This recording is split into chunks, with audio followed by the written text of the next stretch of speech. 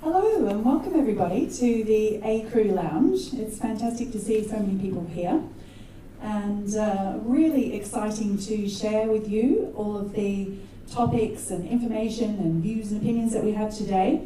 We have some fantastic panelists here but we also want to hear from you guys in the audience. So it's going to be an interactive discussion. If anybody does want to ask questions, then please just put up your hand and I'll rush on over with the microphone and hear what you have to say. But before we get started, I'll do a few brief introductions about who we have here and why we are all here. I'm Alison Rentoul, I'm the crew coach. Some of you might have heard about me, but for those of you who haven't, I'm a professional development coach working with crew throughout the industry worldwide. I help people get into the industry, help them move up, help them be good leaders when they get to the top, and I also help them get out of yachting as well when they've decided that they've had enough. And I work together in partnership with lots of the other professional development people in the industry and trainers on really helping to bring professionalism to the industry, to our wonderful industry. And on top of that, helping people have fun and enjoy their lives in yachting, because after all, you know, what is life if it's not to be enjoyed? Over here on the panel, we have the fabulous Steve Monk, who's here from the Gama, and he's going to be talking to us about leadership as a safety issue. We have, sorry, I'm forgetting my name, so we had a last minute transition. We have Sue Price from Crew Unlimited, who's going to be talking about crew turnover. We have the fabulous Peter Vogel. Oh, you're all fabulous. We have Peter Vogel from IYS, who's going to be talking about leadership. And we have Steve, I just need to pronounce your surname, Dudzinski, excuse me for not getting that right, who is going to be talking to us about contracts and insurance and things like that, which is really interesting. And then we have Ivana Novakovic, who is the chief stewardess, currently working on a 42-metre yacht, and she's going to share with us the crew perspective. So the topic today is crew as every super yacht's natural asset. And this is a really important topic, obviously, because without crew, we have no industry. The fact is that crew, as you all know, make or break the guest experience on board. And if we don't have happy guests, we don't have jobs. At the end of the day, it's all about the guest experience. And crew are the most valuable natural asset that we have on board our yachts. So how do we look after them? How do we protect our asset? How do we make sure that we're getting the most out of them while also giving them what they need? And I'm going to just hand over to our panellists to briefly run through what they do and what their perspective is on that. And then I think that will just lead into a natural discussion about this, and we'll hear some questions from the audience. Would you like to take it away, Steve? Do you have a microphone? No. We've got loud enough voices, perhaps. Thank you. Okay, good morning. I'm Steve Monk. I run Gama Maritime. We effectively do onboard navigation management, but what's really starting to take off from our side now is the crew training. We work on board doing firefighter training, which can help to enhance crew's abilities and make everything safer. But we also do bridge aspects in the world of navigational safety with all the incidents that are going on around the world, particularly as we migrate towards electronic navigation. My background is Royal Navy, but please don't hold that against me. I did 21 years before the mast as a deck officer, a navigator by trade, leaving in 2008 and then moving into this industry. And that's what we've been doing, and we've been rapidly growing ever since. It's through that, through what we've witnessed, through the changes that we've seen even in the short time that we've been in the industry, of watching the professionalism start to really grow. From talking to a bosun on a yacht in 1999 when I was converting my military qualifications over to some in Civilian Street, he spilled the life to me about what it was about, what he was doing, where he was going, how much he was earning, etc., but he was doing it all on an RYA ticket. Now that has gone. You've got to be more professional, and I think certainly from what we've seen, you're getting much more professional crew who recognise there is a career path, there is a structure that they can follow through, and whether they decide to leave after a few years or after many decades, they've actually got abilities that they can convert into other processes. So that's where I want, once the rest of the team are introduced, I'll sort of cover on bits and pieces of how we're doing it and what we're seeing, and be happy to take any other questions. Hi, I'm from Crew Unlimited. I'm Sue Price. I run the Fort Lauderdale office, and in 2009 opened the office here in Antibes. When I was asked to talk about crew turnover, we see a lot of it, obviously, being a placement agency, and I know everyone thinks, oh great, that's what crew agencies want, but no, it's not. What we want to do is find the right person for the right boat, and we love nothing more than to hear that they're still there 2 years later. That means we made the right match for that situation. But we do unfortunately see a lot of crew turnover, and there's a lot of different reasons for it. We were talking about this earlier. A lot of it's misexpectations getting into it for the newbies. You know, when you first walk on a boat, you think, oh, I've been told I need ENG1, STCW, yacht rating 2, I'm going to get a job. And they assume that they're already going to be at a better level than just being the deckhand washing or the stewie doing the laundry. And so I think some of the misexpectations walking into the job, because maybe the captain isn't giving the proper job descriptions as well, in understanding this is your job on the boat. And I think so some of that is crew turnover. It's also sometimes for the senior crew that they're not getting the job they were told they were going to get. They're going to be micromanaged, or, you know, it's again about the expectations going into it to be understood on both sides, and that starts at the interview process for the captain to make very clear what their expectations are for the job. Because if you don't lay it in black and white what you expect from this, whoever's taking this job, you can't expect them to read your mind. And no offense, most captains, love you, really do, but you're not the best communicators all the time when it comes to that. So I'm not blaming it all on the captains, because these crew come in and go, yes, yes, yes, yes, yes, I want the job, and they can't do any of it because they didn't hear, they didn't listen to what you were telling them either. So there's a little bit of that going on. I also see for senior crews, when it comes to the owners or captains, why there's turnover, same thing, these owners are saying, oh yeah, you're going to get, you know, your 6 weeks off a year, I'm going to pay for your training, and they don't follow through with that, and you get frustrated, or their expectations change as to what you're going to be doing. So again, I think a lot of it is being more clear-cut going into it, and also asking, as crew on boats, we never ask, when it's not happening, like they said, like I was in a job once, they promised, you know, the world. It was my fault from day one not to say, but you said I get 1 day off a week. I know it's not possible this week, but bringing up the point that it's not happening, you promised me this, I might not be able to do it this week, but then I get 2 days next week. You also have to stand up for yourself a little bit in the yachting way of not being too pushy, I think. But with crew turnover, it's generally 9 times out of 10, most people leave a job to take a break. And they take a break for 3 to 6 months because they're so burnt out from their last job. They leave a job to do training, and that takes 6 weeks. And those are going to be your biggest reasons when you've been there for 2 years or something. It's like, well, why are you leaving? Well, the boss's schedule did not allow for me to do these 2 things. And so you'll see that either the expectation isn't there, that what was promised wasn't given to you, you have to leave to take a break or do your own training on your own time and your own money, or they just mess up, some of these kids, because they don't really know what they're doing. They say they do because they've been to the courses, but they need the practical side of it too. So that's what I find is the biggest turnovers. There we go. I'll talk to you guys later. Sorry, keep it going. Peter Vogel. I would like to talk about leadership today, and I got added to this panel just at the end. I go on board boats a lot. I train on board all crew or just interior crew. My background is in the industry, 20 years running boats like Octopus and Lady Mora, Tatouche. When I go on board and train the people, I have lots of fun.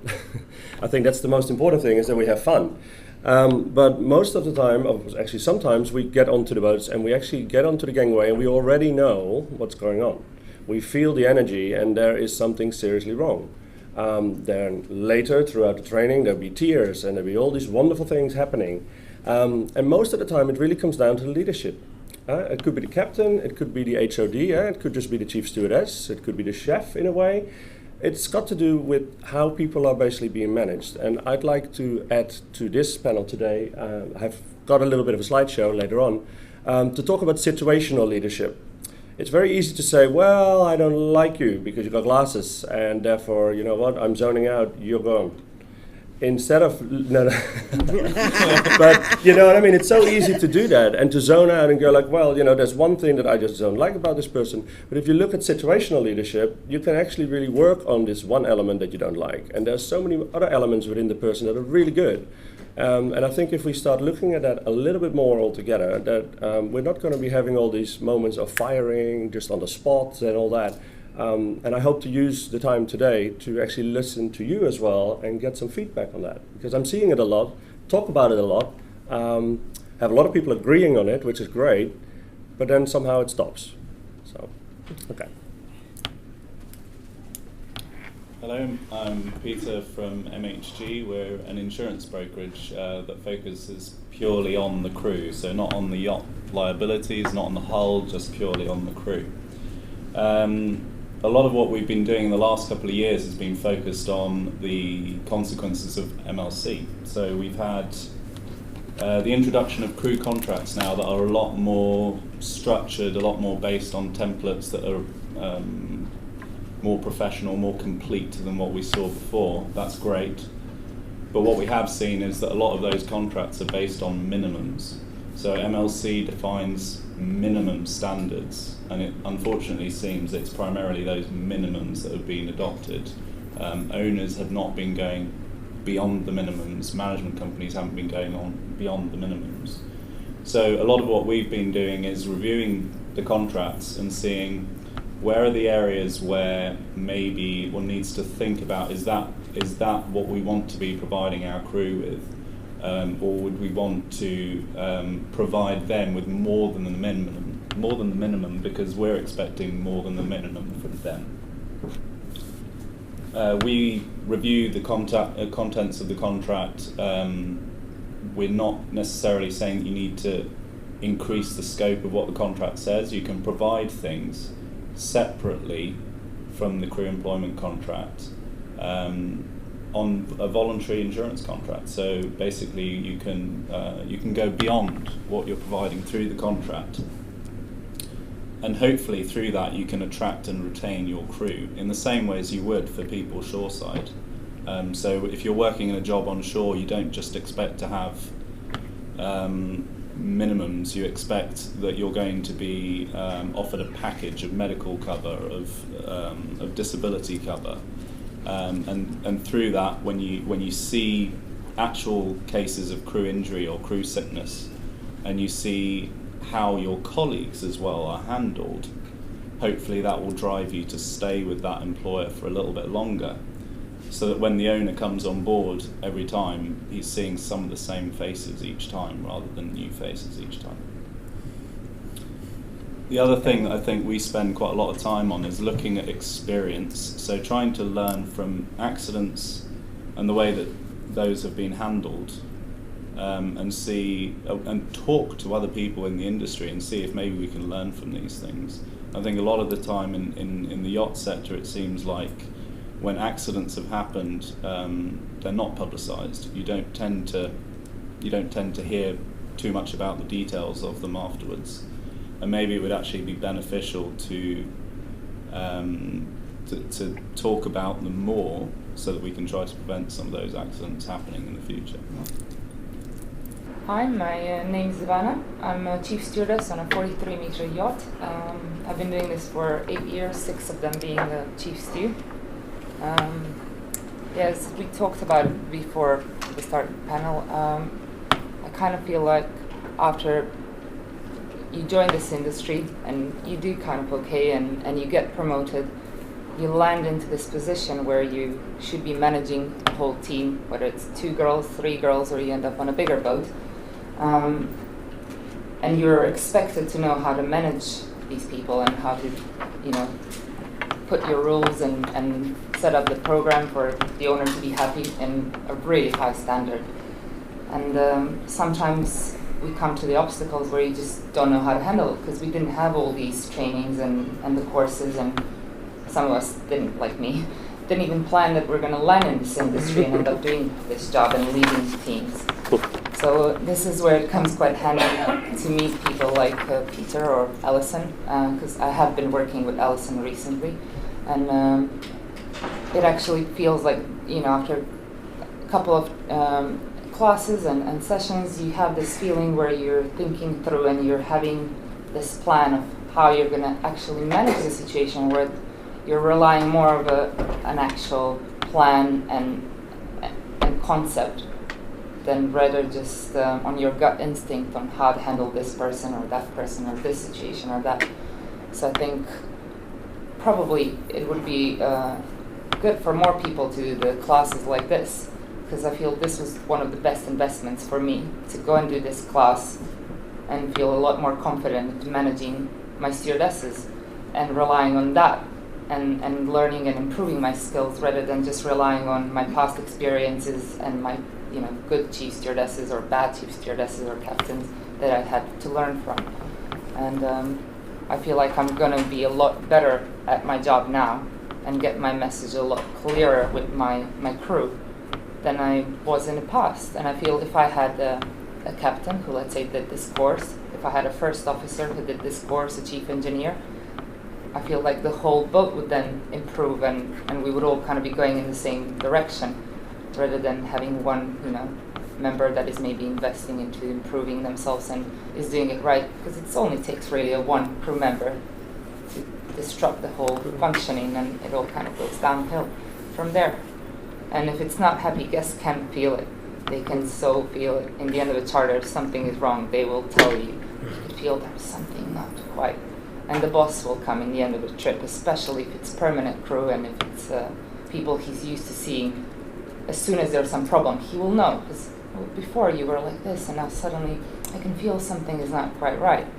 So I feel like if we did these courses and if it became more of a, maybe not mandatory, but just maybe if people got more into doing the stuff like this, it would be a lot easier to manage them and to be managed by them.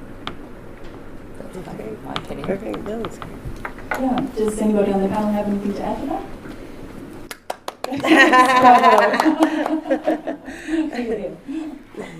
Peter, perhaps. No, I meant that. I actually meant that. I really thought it was great, and you're very good at verbally expressing how you feel, I think, so perfect. Actually, I do kind of want to jump into that, because communication, you already mentioned it, huh? Speaking the same language on board, all departments being able to actually understand where we're going, have real leadership, understanding where you as an organization, as a group, as a crew are going to go, making sure that you all understand what at the end the charter should look like. That communication, that is the most important thing. And if that is not being communicated from the top down, then of course everybody's going to go a different direction at the end of the day. And I think what you just said is, by learning about how you can basically communicate to each other, the departments will start working better. I think our shakedowns, for example, with our courses that we do, I mean, we do technical training, which I call interior technical training, how to be serving and how to do housekeeping, how to make beds. But the other training that we do is on board with all crew, and that basically is making sure that we're basically mirroring a guest trip. So we come on board with 2 trainers, which means that you have a different angle, and it's not just one person saying this is how we're going to do it. With that, you get the opportunity to really work with the deck and the engineers and the interior, and they all have to do lots of role playing. So the girls end up being on the jet skis in the afternoon as guests, while in the morning or at lunchtime the boys will sit at the table.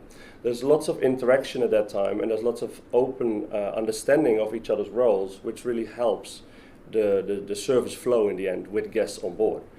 Also, guests don't actually tell you right away what they feel and what they do, right? They'll tell you at the end. Yeah. And if you're lucky, because they might go home and actually tell the broker or the manager or the PA or the butler at home, and it might trickle down back to the boat. You might not get the real feedback. It might have changed by that time. While I guess when we go on board and we do refreshers and we really tell them on the spot, that didn't feel right, what you just did. And they look at you and they go, well, what did I do then? I'm like, well, this is what you did. Your body language showed this, and therefore I now as a guest feel like that. Ah, really? Okay. So I think that onboard training, that being able to do that as a group. It's a team building exercise. It's a hell of a lot of fun. We're not there to start telling people how horrible they are, because actually most of you know damn well what you're doing. But sometimes there are situations where you might not actually realize that your behavior is giving the other person the feeling that I just described. So, I think that's a really important point, because one of the things that Peter and I have been discussing a lot lately is how do we get leadership and communication training, team building training to be more mainstream within the industry. The industry already accepts and understands that we need to teach people how to make beds and how to be good at service. But one of the things we've discussed is that when Peter and his team come on board to give people the specific skill set training, normally one of the first things that happens is people are sort of pulling you aside and going, I really just have to tell you about you, and wanting to discuss the personal dynamics, the crew dynamics, and that really you can't have one without the other. Because we need to really work on those interpersonal dynamics in order to make the whole thing work. Sue, do you have something to say about that? I was just going to say, this industry, as we all know here, is so different. Long ago I had to share a room with a guy, as a lot of us from the olden days had to, and they say they become your brother or your lover because you live in such close quarters. He became my brother, by the way. But it's not normal. And it is, to be in yachting, you are thrown 24/7 together with people that either become your siblings or they leave. That's pretty much how it happens. So it's not like you can go home at night and defrag when you've had a bad day. And that's where, with crew turnover, I'll go back to that a little bit. Sometimes simple things as a bonus at the end of the season. It does work. It could be a team building trip at the end of the season for your crew, but we all have a bad day, and you go and you're like, I quit because she said my skirt wasn't white, and we've all had those days, and sometimes people will just quit. But if you have an incentive, sometimes at the end, I have 2 kids, bribery and corruption work. It does. You give them an end goal that's more than just what their job is, and they go, oh, I'm going to get 1,000 pounds at the end of the season if I just get through today. And by tomorrow when they wake up, they're best friends again. So sometimes you have to give them the skills or the goal to get to. And that does help sometimes. I know that sounds really bad, but it's true. But when you're talking about, this is also one of the industries, as professionals out there in most things you do, banking, teaching, whatever, you have continued education that you have to take. It's required in all major organizations out there except yachting. There's not an hour, every year you have to have so much of continuing education, which is these leadership things and on the bridge and the on the boat training, which I think is where a lot of it's going, because we don't, like I said, one of the biggest turnovers, everyone quits the boats eventually to go do further education. Whereas if we can get through to some of these owners, which is the key, which is the hardest key, because they're paying for it most of the time, and have to give the downtime of the boat and the crew to do it. And it's convincing them that this is important. This is important for you to have what you want. Owners buy boats and hire crew emotionally. Everything else in their world is business, except their yacht. Some of them think of it that way, but not really. When it comes to hiring a captain, I say to many owners, you're hiring a CEO of your multi-million-dollar corporation, and you have to look at it that way. Most of these guys can drive a boat. They have the ticket that proves that. But can they run the boat the way you expect it to be run? And owners, when they hire their captains, hire on emotions more than business most of the time. And it's something that I don't know how we change that, except trying to educate people like me when they do talk to the owners or brokers or management companies on the importance of starting at the top and hiring the captain that works for them and letting them do their job to get the rest of the crew. And then if you can do that, you won't have as much turnover, I think. Yeah, I think it's really good to bring emotion into the discussion, actually, because emotion's kind of like a dirty word that people don't want to discuss at work. That we try to pretend that emotions don't exist. They're something that happen in our personal life. And of course, that's absolute rubbish, because we are all feeling something at every moment of every day.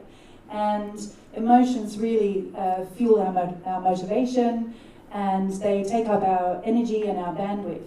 So if we're feeling happy, positive, motivated, we're going to be more productive, we're going to perform better. But if we're feeling, stressed, frustrated, angry, and all of those things, we're not going to perform as well.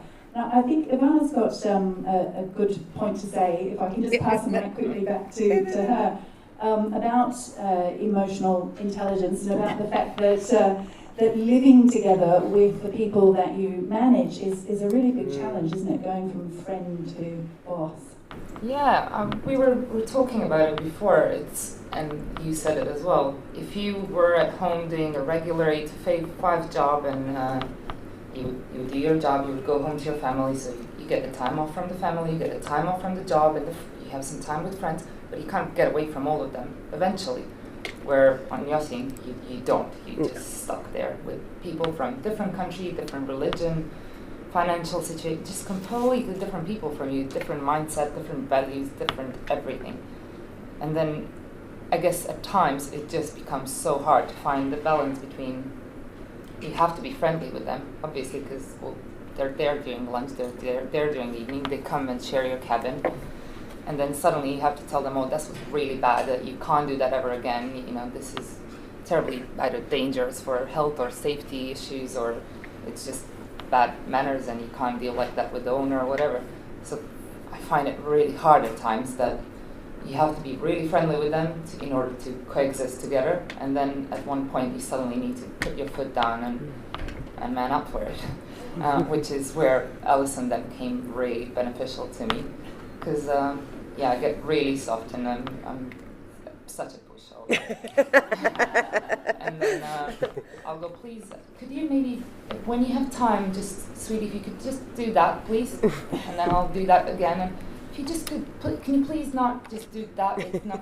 And then after 25 times, I will lose it. And then I will just lose it big time. And they will turn around and go, it was just like, but what? Because I told you 35 times, that's why I lost it. And then this is where it was really good with Alison. I feel like kind of get to a point where you're like, okay, it's okay, you're going to ask this many times, and then it's okay to be a boss and stop being friendly and nice and polite about it and, pamper around it. Just demand it and ask for it. And I feel like after the course now, I started thinking about it and paying attention, and I can see that people that I was most happy working with were the people that were doing exactly all the things naturally, probably, that you were teaching me about. They had it in it. My captain now, we started in one situation on a boat, and captains change and some other circumstances change, not just captain, but I think one of the main things was that the captain changed, and he is absolutely brilliant. We changed this whole dynamic on a boat. One of my old boats, again, where we had an amazing captain who was very good at managing the team. Great situation. The best seasons we had was the seasons where I had a great chief steward, a great captain. We had a great team. We partied so much. But the guests were so happy with us because they could feel that we were happy, that the deckhands would run in and do the dishes. And, we had a chief engineer serving coffee with us and joking. And that was the best times where we were all the team and stuck together. And it was all because that one person right there at the top had it right. They did it right, and they made us work together. They made the team. They would be, encouraging us to go and work together and do the wash down with the boys, and that's a great point, and I'll hand over to Peter if Lady wants to add something to that. I think also what you're talking about there is what we call discretionary effort, which is people put in a certain amount of effort into their work, which is what's technically on their job description. But in yachting, we're asking people to go above and beyond all the time, aren't we? The minimum, as the other Peter said earlier, minimum's not enough in yachting. We expect the maximum. And people don't put in that discretionary effort if they're not happy and if they're not being managed well. What were you going to say? Well, actually following that, what we're saying here in a way is that our industry is already so short on people, right? And let's not even talk about good people. with all the build figures that are out there right now, we are only going to get more problems. We are going to expect between 150 and 200 boats coming out. We are going to need more crew. We are going to need more good crew. The problem is, I think, if I look at the last, I've been around for the last 20 years, some of you most probably a little bit longer. What has really been happening, and I think that's pretty shocking in a way, is that everybody's been promoted so fast. Yeah, and we're all learning from our peers at the end of the day. And some of us have had good experiences, really good managers, and some of us have been really unlucky and have had maybe 3, 4, 5 bad ones. But you do still learn from these people, even if they're bad, and you will take these skills somehow, although you might not want to. And what I'm seeing is when I'm on the boats, of course, we can kind of, radar through the crew and we look at what's going on. And some of them are just very insecure and they just don't know better. And therefore, it's really hard to start going, well, you should really be fixing that, because they don't know how to fix it, which is why, the courses and all that are now becoming available to the crew are there. But I think that is obviously one of our biggest problems. Now we need to start looking at the solution to that, and that comes back to recruitment and how we bring people into the industry and not just grab them off the gangway or at the end of the gangway. And I think that's a whole different topic, so shut up. No, I definitely want to go further into that, but I would like to hand over to Steve, because what we're really trying to get into the wider industry kind of thinking, I guess, is that leadership isn't just leadership training and communication training, team building. It's not just a nice thing to do. It's actually a safety issue, isn't it? It is. Before I get onto that point, what I wanted to look at is there's two aspects. One is going back to even the topic title of this presentation, and it was to almost throw it back out to the audience, because you've heard us going for a while, but actually, what is it you would expect from a crew? What would you want from people? Kind of what Sue's already mentioned, of people coming into it thinking, hey, I just want to do this. I had somebody come into our office on Monday, just asked by a colleague whose son had thought he wants to go into the superyacht industry. So I was fine, send him around, happy to sort of diverge what little knowledge I've got and see what we can do. It was evident within 30 seconds of him walking into the room, hasn't got a clue, doesn't really know what he's doing. Firm handshake, which was encouraging, but... The military in you comes out. Absolutely. Brought a notebook, brought a pen, didn't open the notebook, didn't use the pen. 30 minutes later, I'd shot him down. But I thought, well, you've got to make it clear. You've got two options. One is you spend a little bit of money, go to Auntie, wander along the jetty, spend a night in a cheap bed and breakfast, spend an evening in the Blue Lady, and decide whether or not this is the industry for you, and then go home and find something else. Or secondly, you ask the Bank of Daddy to fund you through the STCW course, and then that's it. You make it a career for life. But if you want to make it a career, you've got to have that impression. You can't just pitch up the gangway and say, I want to earn a bit of money and see the world, which was the beautiful bit, again, that you brought up earlier on outside the meeting of somebody else's CV. I still think you should have hired them. So they want to be on a yacht and drink cocktails. Perfect crew. Let's do it for a laugh. That's the objective. But if your crew, if you're out there, what do you expect? What are you looking for when you go along the jetty and you're getting brought up and you actually get an opportunity to talk amongst captains? And if there are any captains in the audience, what would you expect of crew? Can I throw that back out first? Can we do questions? Yeah. Yeah, sure. Does anybody want to answer that? Dying to take the microphone up here, aren't you? Good morning. I'm new of this yachting industry, coming from the merchant marine. Up to now, everything is fun, is good, is nice, but the background of this these things should be something more serious. I mean, the safety management. Up to now, no one talked about the international safety management code, or the risk assessment on board.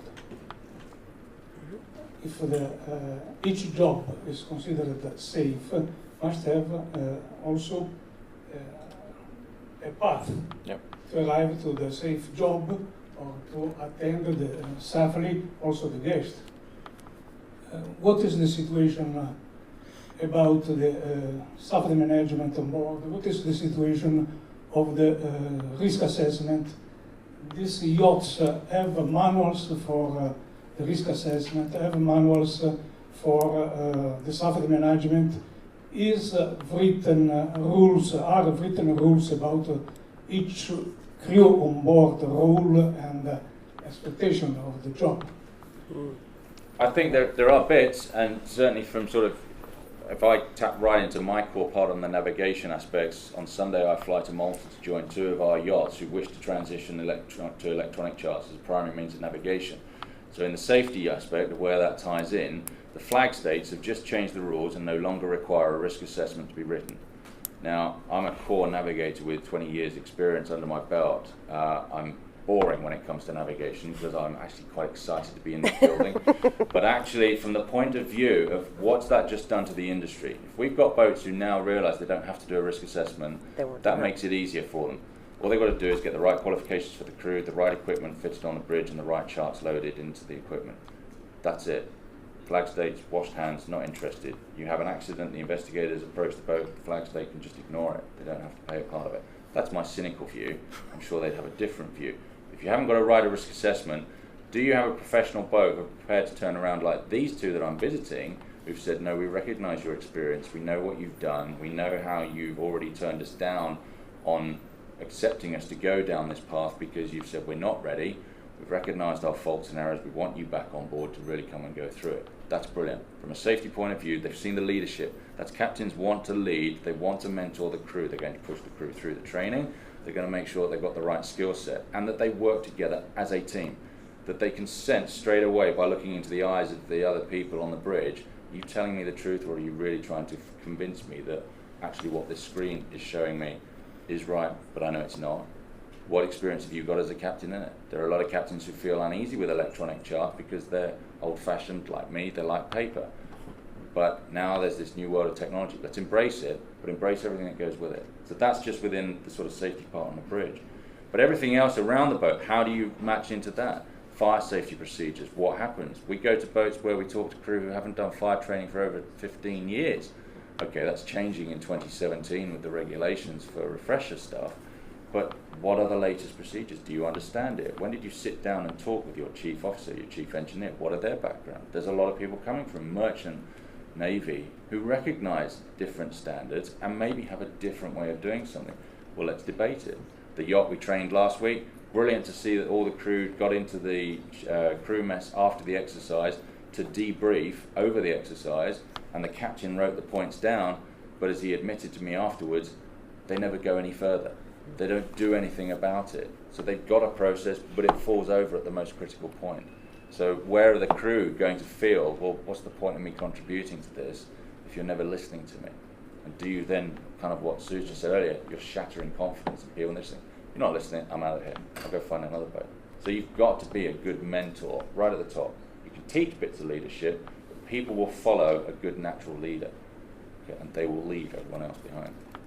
I think that's a really strong point that, and a big key takeaway that we really want to give you guys today, that we as an industry and as professionals in the industry need people now to take this further. You know, it's one thing to have the minimums on paper, the certification, you know, the requirements, the compliance, but actually it's about what more can we do? You know, not just doing the minimum, going above and beyond, protecting our natural assets, as is the topic of our talk today. You know, we consider our yachts to be extremely valuable assets, right? They're worth millions and trillions of dollars, maybe not trillions, maybe not yet anyway, we're getting there. But why is it that we perhaps don't perceive our crew to be as much of value as the physical assets on board? Like, for example, we spend a fortune perhaps on maintenance of all of the machinery. You know, I wouldn't like to guess, but I'm sure we probably spend quite a lot on maintaining just even things like the washing machines on board, because we don't want them to break down. Well, what about the chief stewardess? What do we spend on maintaining the chief stewardess so that she doesn't break down? What do we spend on maintaining the rest of the crew so that they can all work together and give us what we want? This Any question questions? there. Yeah. I just had a question. It's a very good point you raised about maintaining. I was wondering if anyone has, in the industry has tried to quantify retention. We've talked about safety. If the person has been, let's say, on board for 3 or 4 years and have much more experience safety-wise as the person is going to be a newbie, for instance, or if you've kept someone for 2 years, you've done your job properly, so they see that this is really working, you've chosen a good staff. Or if Peter mentioned, you're going with the minimum. But has anyone really tried to quantify, if someone leaves, what the cost is of replacing them? Because coming down to the owners, this is a very good point to say, this is what it's actually costing you. So if you're doing positive things like training, if you're doing, the right things towards the staff, giving better insurance, not just the minimum, giving them, better, they're going to stay, more likely to stay. Here's the cost of keeping them as opposed to the cost of having to replace them. I don't know if anyone in the industry has actually quantified this for the owners. No, it's a good point. And it could be a good approach to helping them to understand the cost that you're investing is really saving you money as compared to just, you think you're just spending it in training is not getting a return, but in fact it may very well be a much higher return if you can quantify it. Yeah. Actually, just to jump in there, when I run as a fleet hospitality manager the Vulcan fleet, we had 3 yachts. We had the 126 meter, a 90 meter, and a 60 meter, right? Total it was about 130 crew with rotation, all that included. We did exactly that for the owner, because the owner wasn't believing right away when we said, look, we should really look into human resource, like a program. Think about, time off. Think about having a life ashore, being able to combine it. It took us a little bit of serious research, obviously, and he got convinced, and everything got changed. On top of that, he actually changed from dollars to euros right at the height, so it was perfect. But exactly that should be taken maybe and looked at by some of the other private fleets, like Blue Ocean Yacht Management, whatever. If those people are willing to share the figures that I know I have from just 3 boats, then I think that can maybe go back to the PYA or whoever and then start looking at it like that and see if it can be an industry understanding that it actually does work. Because Peter's sharing like the accidents, then you know how you can prevent them. That the problem, I think the industry's too closed. Don't want to share. Nobody wants to share. What is it? I mean, the owners, if they say, if you take a case study, and they can say, to kind of alert them to the fact that there is some information out there, consider this as a case study. Here's 3 vessels that we've studied, and this is the outcome. And so if they start to look, I think the industry would open up if they're encouraged by the bottom line, if they see it's going to benefit them, then they're going to look more closely at it. But I think really having, the empirical evidence for them, having, a study where you can say, these are the numbers. Yeah. The owners will pay attention because it's their bottom line. They're just not maybe paying attention. It's like you're saying something nice. Oh, training's good. It costs me. Oh, insurance is nice. It costs me. So what they don't realize is that it costs you more if you lose that person. You've got to replace them. You've got down. You've got lower. Let's say your quality of your product that you're putting out, if you're renting the vessels, the team is not as it was before. So these are all the things that they might not be looking at. If you show them the hard figures, they would probably be paying closer attention and taking corrective measures. Show them the hard figures, but also show them the improved service when they get back, and you've got the same crew. You recognise the faces and the better image on board. Just to jump back in on the case study. Can you grab the mic? We want to make sure that the people watching the video can hear us too. Oh, sorry. Just to jump back in on the case study, because that's exactly what happened. We had a huge turnover. We launched Octo, and within the first 2 years, 80% turnover. And we were all a bit like, that happens, right? A new boat. And it was also one of the first big boats. Coming from cruise ships, I kind of knew that actually wasn't, supposed to happen. Basically, we started to look into it. And it was actually from the family office there came a suggestion that all his corporations didn't have this problem. All his corporations, there was like 43 of them apparently, didn't know, had human resource programs. It was all working. So they then said, well, let's do this for you. Let's turn them into businesses. Let's make them actually consider them as businesses. Because, there's 3 of them, we can do this. And actually, I have to say, in the beginning, I was a yachty, and I was like, no way. I mean, I'm a yachty, don't need all this control, don't need all this help. I got totally convinced. I mean, it took about 2 years to completely introduce it to the whole fleet. But I still had stewardesses with me 6, 7, 8 years later. I stayed with them for 9 years. So people really stayed and felt that they were taken care of. They felt that there was X amount of training, there was X amount of money, there was X amount of time off, and I can go on. All these kind of benefits. And it paid off because obviously all the other costs started to drop. And the retention, like keeping the people and not having to fly in all these new people, having to train all the new people. So it works. And I think you're absolutely right by saying share the information, because otherwise, it's not going to change. Yeah, it needs to be measurable, because there is a business case, isn't there, for protecting our assets, investing in our assets, investing in maintaining our assets all of our assets, including our natural asset crew. Does anybody else have a question? Oh, I have Lynn. Lynn Edwards, I'm an interior crew trainer for Blue Water Yachting and the Interior Training Academy. Really, there are so many interesting points that we could probably sit for hours talking about many of them. From my perspective, I think if we're going to manage expectations, we have to manage them on many levels, but maybe on two crucial levels. And that's one, managing the expectations of the owners, and two, managing the expectations of the crew. Yeah. So, for me, there is a crucial link in the services of crew recruitment companies and of management companies, probably even more strong on the management company side, who provide the link between the crew and the owners. So we need to create an awareness, because I think it's a lack of awareness in many instances, of the owners as to, or really to specify to them or ask them what their expectations are. And I think it is essential that we take their perception of a motor yacht, or whatever they're saying, from being a play toy to being a business interest. And we talk about the cost of crew turnover. It is enormous, but even the incidents that might lead to turning over crew. So from the perspective of an interior crew trainer, if I haven't trained girls or young men who want to go into the interior how to manage fine furnishings, which products to use on this, on a very simple level that many captains might say, oh, well, their predecessors have learned this sort of thing on the job, why do they need training? If I use the wrong product on a raw silk chair that's been custom made for that yacht, that could cost $10,000 easily. I'm not exaggerating, it could cost $10,000. Similarly, if you ruin clothes, if you take gold plating off the surface of a table, this is expensive stuff that you've got to replace. It's not just the cost of replacing a crew member who will be fired because they haven't done their job properly, they've caused damage, but it's the cost of replacing what has been damaged. So this is the sort of thing that we need to bring an awareness to owners of yachts about.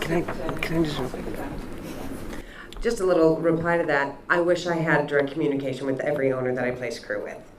The reality, especially when you get into the larger yachts, is I have no idea who it is.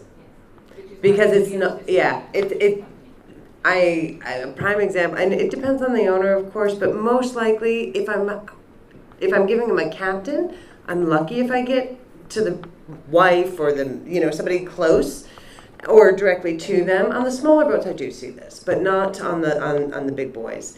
And I wish I could, because then I would know exactly what they're looking for if I can talk to them directly. So managing the expectations of the owner is a great idea in theory, but the reality as a crew placement agent, having that communication directly with them is almost impossible, and it's sad because it should be. But the management companies do, absolutely. And I wish I did. And like I said, on the smaller ones, but then you get these crazy owners, and they are out there, we all know that. I actually had a phone call from a private investigator a couple weeks ago telling me that some young deckhand is in my system, and he put the name of the boat, the time he worked on it, and everything he did on the boat, and that's direct breach in contract with the owner that he works for, and it has to come off his CV. And the kid wasn't active in our system. They must have hacked into my system to get it, by the way, because I don't want to say everyone's hacking. That's going to freak everyone out. They're not. But, I was like, what are you talking about? And it was like an 86-foot boat. And this guy was freaking out that this kid put that he helped with the refit and everything else. And I said, why is this such a big deal? Well, it could affect the resale of the boat. That the kid helped do an engineering refit? You never know where their brains are when it comes to the owners. And so we did. I contacted the kid and said, listen, just cover your own bike. Get it off. Because he doesn't need some owner coming to sue him because he put on his CV what he actually did. So you get that side of it, too, of managing the expectations of the owners. When they're like that, there is no managing. Can I just jump into that, actually, because what you're in a way saying is, okay, the owner's expectation, but that's profiling in the end. I mean, you're still profiling owners, right? Yeah. Into detail. Is that not really happening? Not 100% like anymore? We go into it. I mean, Not like the old days. No. No, you know, I mean, when you've been doing it as long as I have, 12 years, you kind of know that is the owner of that boat, you know a little bit more. So it's kind of hard to ask me because I've been doing it so long. So I kind of know who bought the last boat or who just built that boat, and you have a general idea. So I'm just old. Wrong one to ask. Oh, sorry. I thought you were going to add something there, Peter. No. Yeah, I think there's some interesting points being raised here about trust as well. And in fact, trust is a really important aspect to this entire discussion. You get what you give. And if we want our crew to be trustworthy, then to a certain extent, we have to trust our crew as well. And a large important part of that is by actually investing in them and valuing them. What you appreciate appreciates. Any kind of investment that you look after will become more valuable. And you know, as you were saying as well in the audience before, we don't need to look at this as a cost, it's an investment that brings returns. I think there's some more questions in the back here.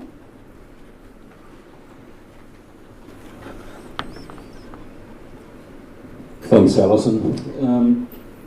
The topic of leadership, I think, is critical in this industry. My name's Ian Bone. I have a number of hats, but I guess at this point I'm representing the Yacht Captains Association. Our association has only been going for about 6 months. A group of yacht captains have seen the need to uplift leadership development within this industry. And it's our intention to spread that message about leadership. We believe captains are the integral and, if you like, prime part of the industry to actually lead this charge on leadership and management development. It has to come from within the industry.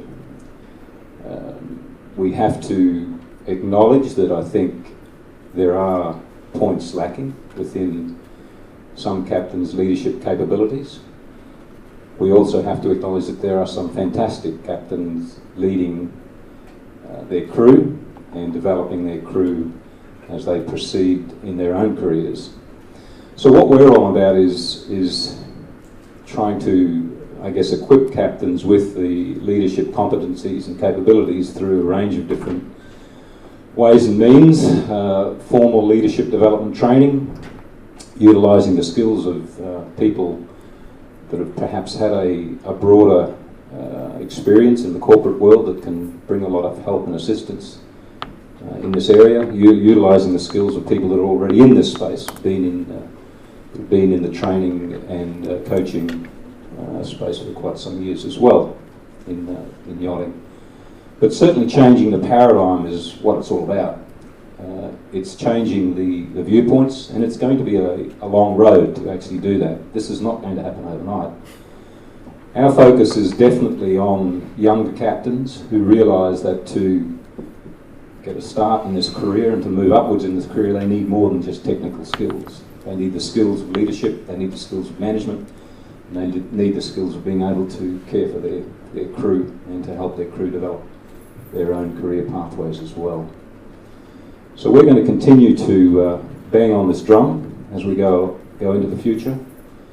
We are going to be creating relationships with external providers with a view to helping us, if you like, develop programs that help captains develop this skill set. In turn, we also hope to create relationships with other organisations that give us quantifiable research capacity to be able to analyse some of these issues in the yachting industry, so we can actually go back to owners and say, this is what the costs are, this is where we hope to come into play to invest in your leadership with your captains. So that's about where we are at the moment. Hope to keep you posted as we progress along. We're certainly encouraging captains to become members of our association organisation, because that's what we're all on about, is professional development of yacht captains. Thank you. Thanks very much, Ian. And I think we're all making some really great points here. But you know, let's face it, we're preaching to the converted in this room, aren't we? Everybody here, I would imagine, believes in the power of training and leadership training and all of that. So, you know, we have this great platform here that ACREW have given us to take this message out into the wider industry. Does anybody have any things to suggest or ideas or even questions to ask about how can we get people to pick up this mantle? What needs to happen, you know, for leadership training and just training in general to be more valued within the industry? Does anybody want to comment?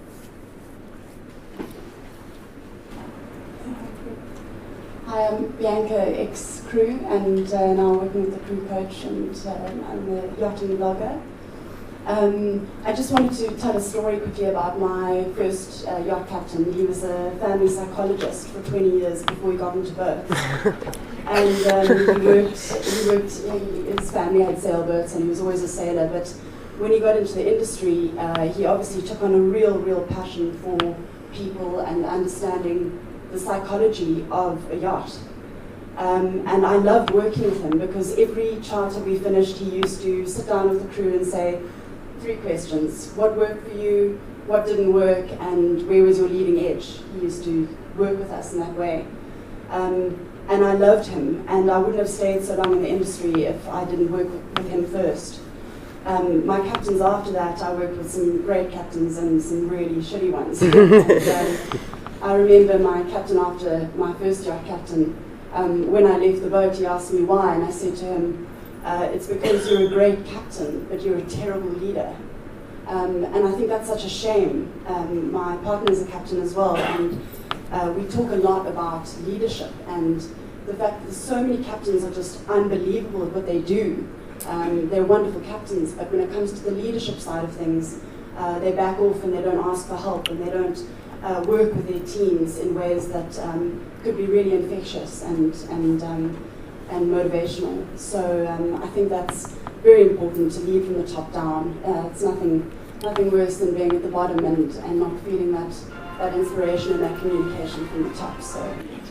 Thanks. Does anybody on the panel want to comment to that, or do we have any other questions? So, it's a very quick ad, and it will add on, actually, so ad was completely the wrong word. What I wanted to say is I don't think, and very much in with what you were saying, I don't want people to think that training has to cost. There's nothing worse in the industry where people just think, oh great, I've got to go and get another certificate for certificate's sake. It shouldn't be that people think, oh great, I've got to go and do some leadership training. As exactly you've just said, leadership can come from great people being naturally taught. You can also learn by knowing, I never want to be like that person. So it should be self-infectious, it should be within the industry. If people are thinking, oh good, I've got to go off to another course, and the training provider's just thinking, cha-ching, thank you, it's going to be completely wrong. You know, if anything, within my company, we're talking people out of spending money. Even the boat last week defined that their firefighting equipment was defective. God knows how it got to that stage by the time we arrived on board. We managed to talk him into the point of saying you don't need to spend thousands on replacing all of the equipment, just a little bit. But look at what else you could then do with the rest of the crew on motivating people on. So that was why I don't want people to think you have to spend money to move forward. Good morning. Okay, yeah, absolutely. My name's Jason. I'm from Superyacht Operating Systems. I'm an ex-crew. And from my point of view, from an ex-crew point of view, and progressing through the ranks, I think the big problem in the industry today is, like you all said, there's a lot of really young captains up there, or certainly upper management or positions held by younger people.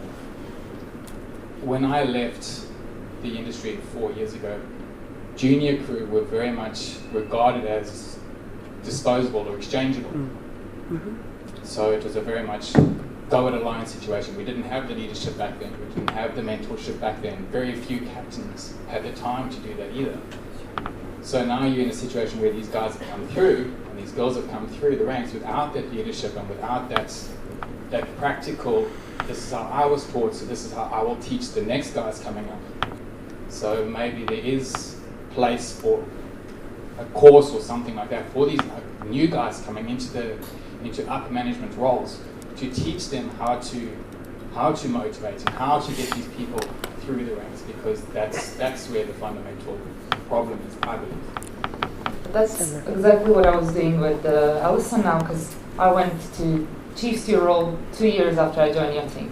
I had no clue what I'm getting myself into. I had absolutely no idea what I'm doing. I still have no idea what I'm doing most of the time. But you kind of go with the gut, and then I go back and I think, oh, well, my chief stew, I had a really rubbish one. So that was even more of a learning curve than the really good one I had afterwards. Because it was like, okay, so I'm not going to do that, and that, ever. But that I will do, and that I will do. And I so often catch myself going, okay, so what would my chief stew do? Shall I do it like this, or shall I do it like that? But I think maybe you don't have to spend a lot of money, but if you spend money to train just a captain. I, yesterday, 2 days ago, whatever, had the whole speech, your speech, to my stew. So this is what you should do. And then I'm going to use some. But I'm selling something that I heard like 2 days. But if you invest into one captain, then he will teach and show by example to his chief engineer, chief stewardess, first officer, and then kind of goes down the line. And then when they do come to that point, they will have already something from it, and they might think, oh, well, my chief stew did that, and she was really good. Maybe she benefited from that. Maybe I should do that as well. That's how I'm talking to my stewardesses, and I'm quite, this helped me, and I think it might help somebody else. It's not easy to, step up from, I literally came into suddenly being a chief stewardess interior, and I'm shoulder to shoulder, kind of, to a first officer who, okay, he kind of was a young guy like me, and the chief engineer who's been on God knows what kind of cargo boats, managing God knows how many people. He's as hard as, how do I manage him? You don't know how to manage people who have 10, 20, 30 years experience, and years even more so above you. And then if you don't have a captain who's going to help you out, and if you don't have a certain, advice, a set of skills that are given to you, not everybody has it by, God-given right. You should really invest into at least the captain. May I just jump into that? I guess coming from the industry myself, having done exactly what you guys have done, not knowing where to go to find the answers, getting frustrated, kind of reaching the ceiling, realizing around me that other HRDs were also reaching that ceiling because of what I said earlier, the promotion quickly and all that kind of stuff. I very early on got introduced to Blanchard International, which is a situational leadership specialist. Basically, they train all around the world, and they do this program in where you are taught that you can't just have one leadership style.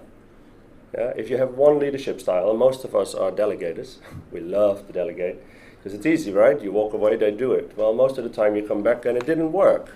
They didn't do it. Really? No, they didn't do it. And then basically you start wondering, well, what did I do wrong? Because I'm a good delegator.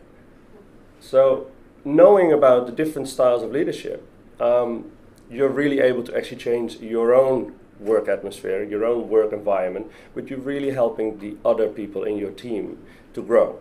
And I think the knowledge about situational leadership, or leadership for that matter as a whole, which is what we've been talking about here, is not taught in any education program. Captains only get taught a little bit as they go through the ranks, training to become a captain. The interior, forget about it, there's nothing. If you're going to hotel school, you might have a little bit, by the way. But the same in the engineering side, the whole training path doesn't really touch on it. Is that right, Steve? So therefore, it's kind of like the most important thing that we're thinking, and no one is actually giving any solutions. We thought about it a few years ago and actually have come up with a solution. We're offering these courses, so any particular person can say, I am actually going to choose to learn how to be a leader. And I think someone just said, oh, it'd be great to learn about it, but then you have to put it into practice. You can't just learn it from the book. You can't learn it from, a PowerPoint. You actually have to really go through it, get lots of role play, lots of examples, burn, sometimes, like really feel how it feels, and then you do get better. It is something you can really learn. Yeah, I think that's a great point, because, we accept that you can learn how to drive a car. We accept that you can learn how to drive a boat. It's also true that you can learn how to drive people. It's just a technique, it's a skill, it can be learned, people can get better at it. And as I've shared with the panelists, one of the reasons why I got into leadership training was because I was so rubbish at it when I first became a leader. I really sucked. And my results were terrible, and I realised I had to do something about it. So my first investment was in myself, in teaching myself how to become better at this. And then I learned that actually this does work, you can learn it. And then I wanted to share that with other people. And there are other people now working in the industry, my colleagues such as Karen Passman, Rose Jolie, we are bringing this to the industry. And I think that really it's just important for people to know that there are resources out there and that they can benefit from this. I want to just hand over to Karen because I know she's got something to share with us. I'm going to bring her up. Good morning, my name is Karen Passman, founder of Impact Crew, specialising in team and leadership development for the Superyacht. My background is in corporate management development training, 15 years in the corporate world. So having spent a year working on the Superyachts, not long, grant you that, but long enough to realise there was a lack of this type of training for many captains out there, speaking with other crew, and my own personal experiences too. Decided that at some point in time it was important for the industry to have access to this type of training, hence founding Impact Crew. But what I found particularly challenging is, as you've all agreed, leadership development is required on board. Great. How do we convince those captains? How do we crank that door open so that this becomes the norm? And that's been my biggest challenge. I still do a lot of corporate work back shoreside. That's the easy sell. This is the really tough one. And somehow we need to try and get that message out there. So if you've got, as Alison said, any great ideas, I haven't had any great ideas, but the only idea I could come up with, we need to provide them with some evidence that this isn't working at the moment. So at the moment there's a survey out there, and if you can encourage crew to take it, ask them to complete the survey. It's on Impact Crew's website, there's a link through, but it's asking crew why they left their last position. Because if we can find out honestly, anonymously, why they left their last position, that might give us an indication of where the development needs to go, and maybe that will help crank that door open a little bit further. So. But I don't want to upset, I know there's quite a few agents. That's okay, go for it. But there's maybe one or two that I would actually go to and say, this is why I left my old yacht. Yeah. Honestly, I'm not going to go to a crew agent and say, my captain was a disaster, this is what he did to me.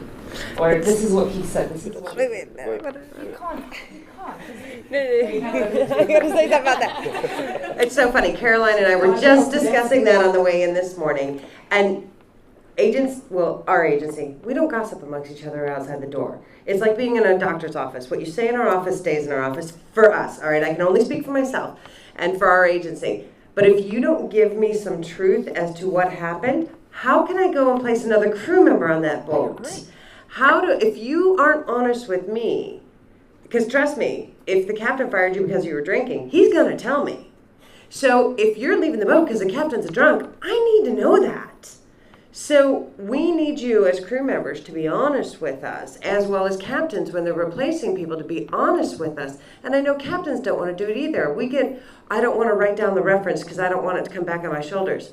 Hello, how do we do our job if everyone's not honest with us? What's said in my office stays in my office. It is.